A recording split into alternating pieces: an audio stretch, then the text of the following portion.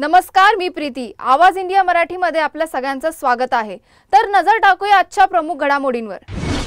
सध्या ठाकरे बंधूंच्या युतीची चर्चा सुरू आहे, पण पडद्यामागून एकनाथ शिंदे मोठी खेळी करू शकतात. स्थानिक स्वराज्य संस्थांच्या निवडणुकीत मुंबई महापालिकेचे निवडणूक प्रतिष्ठेची मानली जाते. मुंबई जिंकण्यासाठी भाजप, शिवसेना आणि उद्धव ठाकरे गट आपली सगळी शक्ती पणाला लावणार, यात कुठली शंका नाहीये. मनसे आणि उद्धव ठाकरे एकत्र आल्यास नुकसान होऊ शकते, म्हणून शिवसेनेचे सुद्धा राज ठाकरेंना सोबत घेण्यासाठी प्रयत्न सुरू आहेत. एकनाथ शिंदे हे राज ठाकरेंना स्नेहभोजनासाठी निमंत्रित करणार असल्याची सूत्रांची माहिती आहे. यात उदय सामंतांची भूमिका महत्त्वाची असेल. राज ठाकरेंना सोबत घेण्यासाठी एकनाथ शिंदेंच्या सुद्धा हालचाली सुरू असल्याची माहिती आहे. छत्रपती शिवाजी महाराज यांनी 18 पगड जातींना एकत्र स्वराज्याचे तोरण बांधले. त्यांनी हिंदवी पातशाही निर्माण करत रायगड ही राजधानी केली. स्वराज्याच्या या राजधानीतच अघोरी पूजा बांधल्याचा आरोप संभाजी ब्रिगेडने केली आहे. रायगडावर मंत्री भरत गोगावले यांनी अघोरी पूजा केल्याचा आरोप संभाजी ब्रिगेडचे संतोष शिंदे यांनी केला आहे. संजय राऊत म्हणाले की शिंदे यांचा एक गट आहे जो अघोरी विद्येतून निर्माण झालेला आहे. संजय राऊत पुढे म्हणाले की महाराष्ट्राला काळीमा फासणारी ही कृती आहे. महाराष्ट्राने अंधश्रद्धेविरुद्ध कायम लढा दिला. महाराष्ट्राने धर्मात्मेविरुद्ध लढा दिला. देवेंद्र फडणवीस हे राज्याचे मुख्यमंत्री आहेत आणि ते जसे मंत्र्यांचे पीए तपासून घेत आहेत तसे त्यांनी मंत्री सुद्धा तपासून घेतले पाहिजे. हे असे अघोरी विद्येत रममाण असलेले मंत्री महाराष्ट्राचे काय भले करणार? ही अघोरी विद्या जी सुरू आहे ती या राज्याच्या मुख्यमंत्र्यांना एलिमिनेट करून तिथे आमचा नेता यावा यासाठी हे अघोरी विद्येचे प्रकार ठिकठिकाणी करत आहेत, असा आरोप त्यांनी यावेळी केला आहे. बघा, शिंद्यांचा एक गट आहे, एक गट आहे जो अघोरी विद्येतून निर्माण झालेला आहे. अघोरींचा एक गट सर्वत्र असतो, धर्मक्षेत्रात असतो, सामाजिक क्षेत्रात असतो, राजकीय क्षेत्रात असतो. त्यांच्याकडे फार गांभीर्याने पाहण्याची गरज नाही, कारण दिवस रात्र ते अघोरी विद्येमध्ये गुंतलेले असतात. दुसऱ्याचं किंवा राज्याचं नुकसान कसं होईल आणि माझा कसा फायदा होईल ही अंधश्रद्धा जरी असली तरी दुर्दैवानं महाराष्ट्रात जे आम्ही पुरोगामी म्हणून मिरवतो त्या आमच्या पुरोगामीपणाला डाग लावणारी कृत्य समोर येत आहेत. अशा लोकांच्या हातात जर महाराष्ट्राचं राजकारण गेलं असेल तर हे शाहू फुले आंबेडकर प्रबोधनकार ठाकरे यांच्या महाराष्ट्राचं कमालीचं दुर्दैव आहे. आणि कोणत्या प्रकारचे लोक देवेंद्र फडणवीस यांच्या कॅबिनेटमध्ये आहेत. देवेंद्र फडणवीस यांनी कॅबिनेटच्या बैठकीला बसण्याआधी खुर्चीखाली वाकून पाहायला पाहिजे नक्की काय आहे ते. लोकल ट्रेनच्या दरवाजात बॅग घेऊन उभं राहणाऱ्या प्रवाशांना मनाई करण्यात आली आहे. काही दिवसांपूर्वी चालत्या 4 प्रवाशांचा लोकलमधून पडून मृत्यू झाल्यानंतर ही कारवाई करण्यात आली आहे.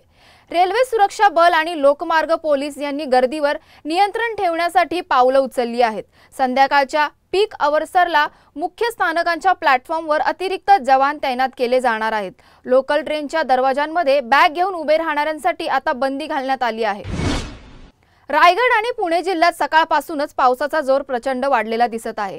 गेल्या 24 तासात रायगड जिल्ह्यात 134 मिलीमीटर पावसाची नोंद झाली असून रायगड जिल्ह्याला रेड अलर्ट देण्यात आला आहे.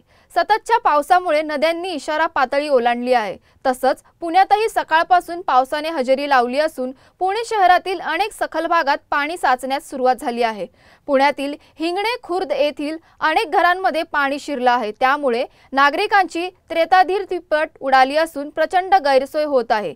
पुण्याच्या हांडेवाडीलाही पावसाचा फटका बसला असून हांडेवाडी ते सय्यदनगर रेल्वे क्रॉसिंग गेट परिसरातही प्रचंड पाणी साचलं आहे. दरम्यान नाशिकमध्येही सकाळपासून पावसाचा जोर वाढला आहे. आज सकाळपासून शहरासह जिल्ह्यात अनेक ठिकाणी मुसळधार पाऊस झाला असून त्यामुळे नाशिकमध्ये गोदावरीच्या पाणी पातळीत वाढ झाली आहे. रामकुंड आणि गोदाघाट परिसरात गोदावरीची पाणी पातळी वाढली. याच पार्श्वभूमीवर आज नाशिकला येलो अलर्ट देण्यात आला आहे. नाशिक शहरासह संपूर्ण जिल्ह्यात आज सकाळपासून पावसाचा जोर वाढलेला आहे. सकाळपासूनच नाशिकच्या अनेक भागात मुसळधार पाऊस कोसळत असून नागरिकांना पावसामुळे अनेक अडथळ्यांचा सामना करावा लागत आहे. वाहन चालकांना गुडघाभर पाण्यातून आपली वाहने चालवावी लागत आहेत. सतत पडणाऱ्या पावसामुळे गोदावरीची नदीची पातळी झपाट्याने वाढत असून रामकुंड आणि गोदाघाट परिसरात पूरस्थितीची शक्यता निर्माण झाली आहे. हवामान खात्याने आज नाशिकसाठी येलो अलर्ट जारी केला असून पुढील काही तासात पावसाचा जोर कायम राहण्याचा इशारा दिला आहे। प्रशासनाकडून नागरिकांनी खबरदारी घेण्याचे आवाहन करण्यात आले आहे। फ्रान्सची एरोस्पेस कंपनी डसॉल्ट एव्हिएशन आणि रिलायन्स एरोस्ट्रक्चर लिमिटेड भारताने फाल्कन 2000 LXS एक्झिक्युटिव्ह जेटची निर्मिती करण्याचा निर्णय घेतला आहे। या जेटची निर्मिती नागपुरात होणार आहे। जागतिक बाजारासाठी सुद्धा या ठिकाणी जेट निर्माण करण्यात येणार आहे। 2028 पर्यंत पहिले जेट तयार होणार आहे। डसॉल्ट एव्हिएशन आणि रिलायन्सच्या करारानंतर अमेरिका, फ्रान्स, कॅनडा, ब्राझील नंतर भारत पुढील पिढीतील व्यावसायिक जेट बनवणाऱ्या देशांच्या यादीत आला आहे। या करारामुळे नागपूरमधील डसॉल्ट रिलायन्स एरोस्पेस लिमिटेडचा प्लॅट 4 लाख वर्गफुटाने वाढवण्यात येणार आहे। यासाठी जवळपास 1000 कोटींची गुंतवणूक नागपुरात होणार आहे। मनसे अध्यक्ष राज ठाकरे यांनी नुकतंच राज्यातील सर्व शाळांच्या मुख्याध्यापकांना एक पत्र दिलं आहे। या पत्रकात राज ठाकरेंनी मुख्याध्यापकांना हिंदी भाषा सक्तीच्या राजकारणाला तुम्ही बळी पडू नये असे आवाहन पत्राद्वारे केले आहे। याची अंमलबजावणी करण्यासाठी धुळ्यात आज मनसेच्या वरिष्ठ पदाधिकाऱ्यांच्या नेतृत्वात शाळा व्यवस्थापनांना निवेदन देण्यात आले आहे। तसेच मनसे प्रमुख राज ठाकरेंनी तुमच्यासाठी खास पत्र पाठवलं आहे। या पत्राचा विचार करून आपण आपला अभिप्राय शासनाला पाठवावा अशी विनंती देखील मनसेच्या पदाधिकाऱ्यांनी मुख्याध्यापकांना यावेळी केली आहे। काल महाराष्ट्र शासनाने एक अध्यादेश काढला आहे शिक्षण विभागाने आणि त्यामध्ये सुरुवातीपासून पहिलीपासूनच हिंदी हा ऐच्छिक विषय करण्याचा घाट घातलेला आहे आणि कुठेतरी आपली माय मराठी राज्यभाषा जी आपली महाराष्ट्राची मराठी भाषा आहे हिला कुठेतरी डावलण्याचा हा प्रयत्न होत असून कुठेतरी मराठीची गळचेपी करण्यासाठी ही सुरुवात आहे। सन्माननीय राजसाहेब ठाकरे आणि महाराष्ट्र नवनिर्माण सेना याने ह्या घटनेचा आणि ह्या GRचा तीव्र शब्दात विरोध केलेला आहे। सन्माननीय राजसाहेब यांनी काल पत्रकार परिषद घेऊन आपलं स्पष्ट मत याबाबत विशद केलेलं असून आम्हा सर्व मनसे सैनिकांना साहेबांनी आदेश दिलेले आहेत की आपण धुळ्यातील प्रत्येक शाळांमध्ये जाऊन आपण माझं जे पत्र आहे सन्माननीय राजसाहेबांनी पत्र पाठवलेलं आहे ते पत्र त्यांनी मुख्याध्यापकांना द्यायला सांगितलेलं आहे आणि कुठेतरी मुख्याध्यापकांनी यावर विचार करून त्यांनी आपला अभिप्राय शासनाकडे मांडायचा आहे। महाराष्ट्र नवनिर्माण सेनेचा हिंदीच्या ह्या ऐच्छिक विषयाला तीव्र शब्दात विरोध आहे।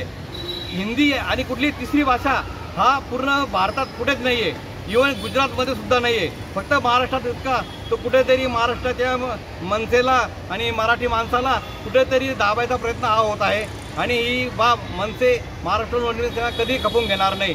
जर हा अध्यादेश रद्द नाही झाला तर सन्माननीय राजसाहेब ठाकरे यांच्या आदेशाने आम्ही रस्त्यावर उतरून याचा तीव्र निषेध करणार। जय हिंद, जय महाराष्ट्र। शिवसेना शिंदे गटाचे नेते आणि राज्याचे मंत्री भरत गोगावले यांचा काही दिवसांपूर्वी ठाकरे गटाचे नेते वसंत मोरे यांनी एक व्हिडिओ शेअर केला होता। त्या व्हिडिओसोबतच गोगावले यांनी अघोरी पूजा केली असा दावा मोरेंनी केला होता। त्यानंतर आता भरत गोगावलेंचा आणखीन एक व्हिडिओ सोशल मीडियावर व्हायरल होत आहे। भरत गोगावले यांनी त्यांच्या घरी अघोरी पूजा केल्याचा दावा केला जातोय। ठाकरेंच्या शिवसेनेचे नेते वसंत मोरेंनी केलेले आरोप शिंदेचे आमदार भरत गोगावलेंनी फेटाळले। मला अघोरी पूजा करायची असती तर पालकमंत्री पदासाठीच केली नसती का असा प्रतिसवाल गोगावलेंनी केला। आम्ही पंढरपूर सिद्धिविनायक स्वामी समर्थांच्या मंदिरात प्रार्थना करतो, त्यामुळे अघोरी पूजा वगैरे काही करत नसल्यानं भरत गोगावलेंनी म्हटलं आहे। लीड्समध्ये टीम इंडिया विरुद्ध इंग्लंड पहिला कसोटी सामना 20 जून पासून सुरुवात होणार आहे। उभय संघात 5 कसोटी सामने खेळवण्यात येणार आहे। या मालिकेतील शुभमन गिल या मालिकेपासून कर्णधार म्हणून सुरुवात करणार आहे, त्यामुळे टीम इंडियाच्या चाहत्यांचं कॅप्टन गिलच्या कामगिरीकडे लक्ष असणार आहे। कर्णधार रोहित शर्मा आणि विराट कोहली यांच्या कसोटी निवृत्तीनंतर टीम इंडिया या मालिकेत कशी कामगिरी करते याकडे सर्वांचं लक्ष लागून आहे। तसेच रोहित आणि विराटच्या निवृत्तीनंतर त्यांच्या जागी बॅटिंगला कोण येणार याची उत्सुकता अनेकांना होती। चौथ्या स्थानी बॅटिंगला कोण येणार याचा निर्णय अखेर झाला आहे। कर्णधार शुभमन गिल चौथ्या स्थानी खेळताना दिसणार आहे। मुंबईच्या विलेपार्ले भागात स्थित साठे कॉलेजमध्ये 3ऱ्या वर्षाच्या विद्यार्थिनीने आत्महत्या केली। संध्या पाठक असं या 21 वर्षाच्या मुलीचं नाव आहे। मुलीने टोकाचं पाऊल का उचललं याचा तपास पोलीस करत आहेत। संध्या पाठक ही साठे महाविद्यालयात अभियांत्रिकीच्या 3ऱ्या वर्षाला शिकत होती। तिच्या कुटुंबियांना मात्र या मृत्यूबद्दल संशय व्यक्त आहे। संध्याला कुणीतरी 3ऱ्या मजल्यावरून धक्का दिला, ज्यामुळे तिचा मृत्यू झाला असं कुटुंबियांना वाटतंय। महाविद्यालयानं मात्र ही आत्महत्याचं असल्याचं सांगितलंय। पोलीस कसून तपास करत असून आता पोलीस तपासात काय समोर येतंय हे पाहणं महत्त्वाचं ठरणार आहे। तर अशाच प्रमुख बातम्या पाहण्यासाठी बघत रहा आवाज इंडिया मराठी।